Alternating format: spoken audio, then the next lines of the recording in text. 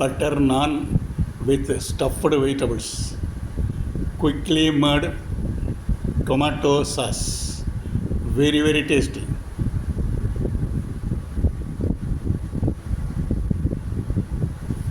இதுக்கு தேவையான பொருட்கள் வந்து 2 பெரிய வெங்காயம், 2 கேரட்டு, 2 உருளைக்கிழங்கு, ஒரு குடமிளகா, பாதி குடமிளகா,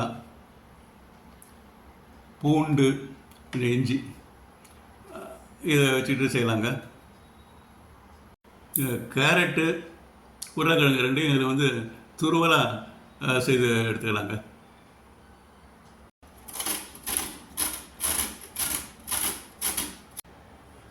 உருளைக்கிழங்க தோல் மாத்திரம் சீவி வச்சாச்சுங்க. இப்படி உருளைக்கிழங்கு பச்சையாக தான் இருக்குது, தோல் மாத்திரம் சீவி வச்சாச்சு. இதில் வந்து இப்போ வந்து இதுலேருந்து துருவல் எடுத்துக்கலாம்.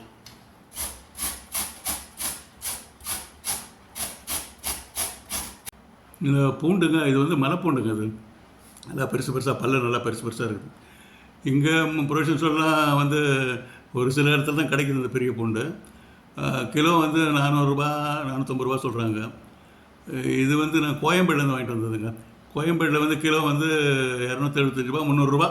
கோயம்பேடில் உரிக்கிறதுக்கு நல்லா சுலபமாக இருக்குது. இப்போ இங்கே கேரட்டை நல்லா துருவி வச்சாச்சுங்க. கேரட் வச்சுருக்குது. உருளைக்கிழங்க தோலை சீவிட்டு பச்சையாகவே அதையும் துருவி வச்சுருக்குதுங்க. கேப்சிகம், குடமிளகா நீளவாக்கில் அறுத்து வச்சுருக்குங்க.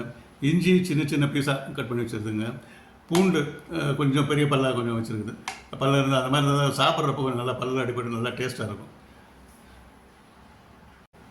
வெங்காயத்தையும் குறுக்காக கட் பண்ணி வச்சுருங்க. எல்லாம் லெங்க்தியாக கட் பண்ணி வச்சுருங்க. நீளவாக்கில் கட் பண்ணி வச்சுருங்க. இப்போங்க பட்டர் நானுக்கு கோதுமை மாவை எடுத்து வச்சாச்சுங்க. இப்போ வந்து பட்டர் கொஞ்சம் எடுத்துகிட்டு இது கொஞ்சம் சீவி விட்டுக்கலாம்.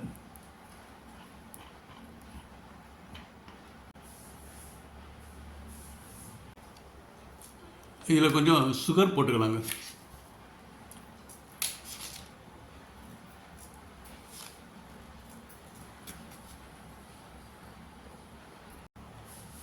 கொஞ்சமாக சால்ட்டு போட்டுக்கலாங்க.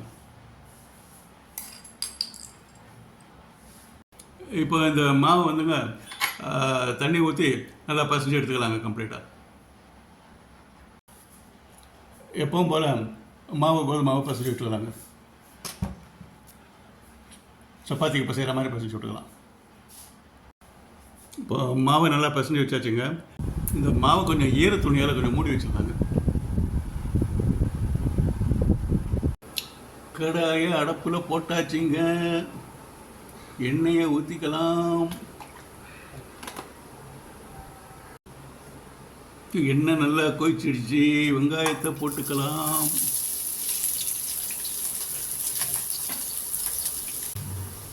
இப்போங்க வெங்காயம் ஒன்று தாங்க முதல்லையே போட்டு வதக்கணும். இப்போ மீதியெல்லாம் தக்காளியை தவிர மீதி எது இருந்தாலும் அப்படி அப்படியே போட்டுக்கலாம் எல்லாத்தையும். பூண்டு, இஞ்சி போட்டாச்சு, உருளைக்கிழங்கு, கேரட்டு. இந்த மசாலா கொஞ்சம் ட்ரையாக இருக்கணுங்க. அதனால் கொஞ்சம் தண்ணி தெளித்து வச்சுக்கலாம். ஜாஸ்தியாக தண்ணி ஊற்ற வேணாம். கொஞ்சம் அப்போ கொஞ்சமாக தண்ணி தெளித்து ஊற்றும்.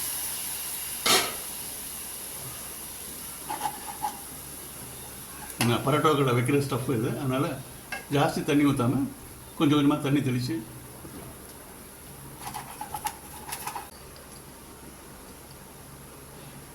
கொஞ்சம் உப்பு போட்டுக்கலாங்க. ஒவ்வொருத்தருக்கு இந்த மசாலா பொடி வேணும்னா கொஞ்சம் போட்டுக்கலாம். இல்லைன்னா வெறும் மிளகு பொடி மாத்திரம் போட்டுக்கலாம். மசாலா பொடி வேணுன்றவங்க, கொஞ்சம் நல்லா வாசனையாக இருக்கணுன்றவங்க கொஞ்சம் இந்த பொடி போட்டுக்கலாம். கொஞ்சம் தண்ணி தெளித்து விட்டுக்கலாம்.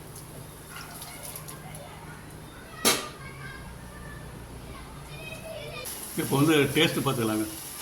மெயின் வந்து சமையலுக்கு வந்து டேஸ்ட்டு தான் முக்கியம். டேஸ்ட் அப்பப்போ வச்சு செக் பண்ணிக்கணும். ஒரு 2 தடவை 3 தடவை செக் பண்ணிக்கணும் அப்பப்போ.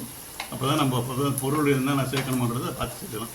மீதி எல்லாம் கரெக்டாக வந்துடும். இந்த டேஸ்ட்டு மாத்திரம் நம்ம அப்பப்போ பார்த்துக்கிட்டோம்னா, என்னென்ன அப்பப்போ ஆட் பண்ணணுமோ அதுக்கு அந்த மாதிரி ஆட் பண்ணிட்டோம்னா ஃபைனலாக ஒரு டேஸ்ட்டு பார்த்துட்டோம்னா ஓகே. இப்போ கொஞ்சம் டேஸ்ட் பார்த்துடலாங்க.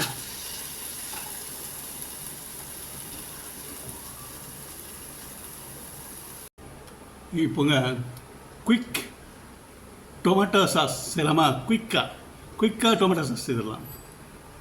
ஓகே, இது மிக்சியில் போட்டு அப்படியே ஃபுல்லாக அரைச்சிடுறேங்க. நல்லா மாவாக அரைச்சிடுறேங்க. இப்போ தக்காளியை கழுவிட்டுங்க மிக்சியில் போட்டு அரைச்சாச்சுங்க. இப்போ இதுலங்க சர்க்கரை ஒரு 3 ஸ்பூன் போட்டுக்கலாம். ஆனால் எல்லாத்தையும் முடிச்சுட்டு நம்ம கடைசியில் ஒரு டேஸ்ட் பண்ணி பார்க்க போகிறோம். நெக்ஸ்ட்டு சால்ட் 1 ஸ்பூன் போட்டுக்கலாம். அப்புறம் பார்த்து வேணால் அப்புறம் போட்டுக்கலாம். நெக்ஸ்ட்டுங்க இஞ்சி பூண்டு பேஸ்ட் போட்டுக்கலாம்.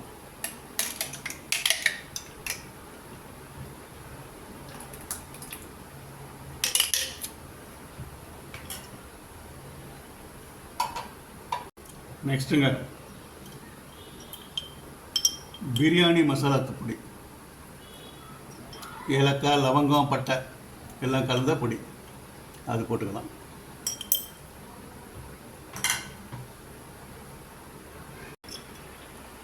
கொஞ்சம் மிளகாத்தூள் போட்டுக்கலாங்க. இந்த சாஸ்ன்றது எல்லா டேஸ்ட்டும் மிக்ஸ் ஆகிருக்கணும். அதுதான் சாஸ். எல்லா டேஸ்ட்டும் மிக்ஸ் ஆகிடும். அவ்வளோதாங்க, டேஸ்ட்டு பர்ஃபெக்டாக வந்துடுச்சு. இப்போ மாவு நல்லா சாஃப்டாகிடுச்சுங்க. இது வந்து உருண்டைகளாக போட்டு சப்பாத்தி போட்டுக்கலாங்க. இப்போ இங்கே செய்த மசாலாவை இதில் போட்டுக்கலாங்க. கொஞ்சமாக வச்சுக்கலாம்.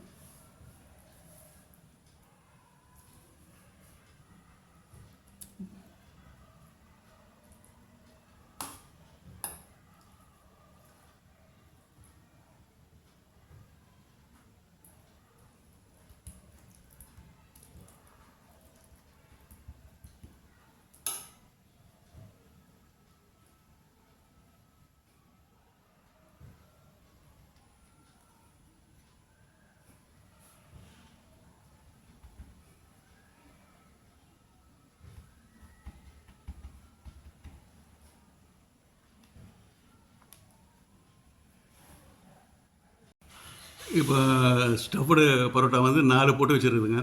அப்புறம் வேணுன்றப்ப அப்புறம் பின்னால் போட்டுக்கலாம். முதல்ல 4 வரைக்கும் போட்டு எடுத்துடலாம். அடுப்பில் தோசை தவா போட்டாச்சுங்க.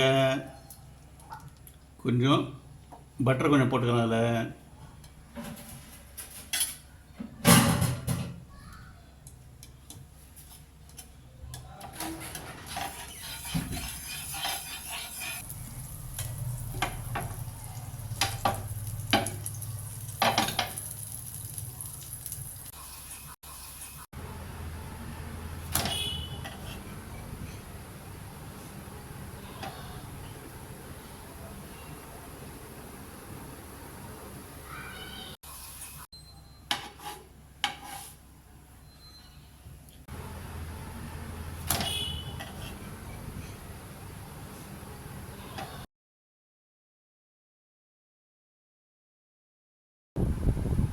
குயிக் டொமேட்டோ சாஸ்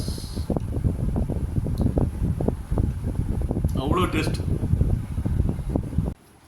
இப்போது பட்டர் நான் வித் ஸ்டஃப்டு வெஜிடபிள்ஸ் சாப்பிட்லாங்க. பார்த்து பார்க்கலாங்க எப்படி இருக்குன்னு, எப்படி செய்திருக்கோம்னு சொல்லிட்டு.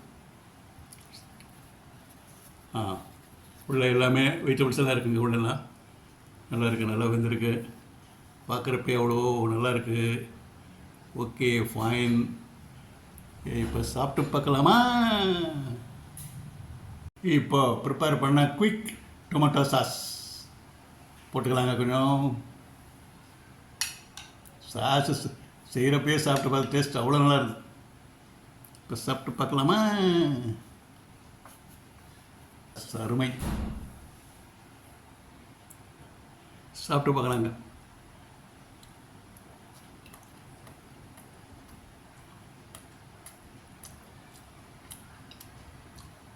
ஸ்டஃப்டு பரோட்டா அருமை.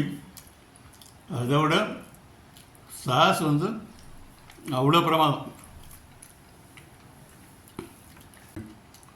Very tasty. டியர் ஃப்ரெண்ட்ஸ், தயவுசெய்து இதெல்லாம் செய்து பார்த்து சாப்பிடுங்க.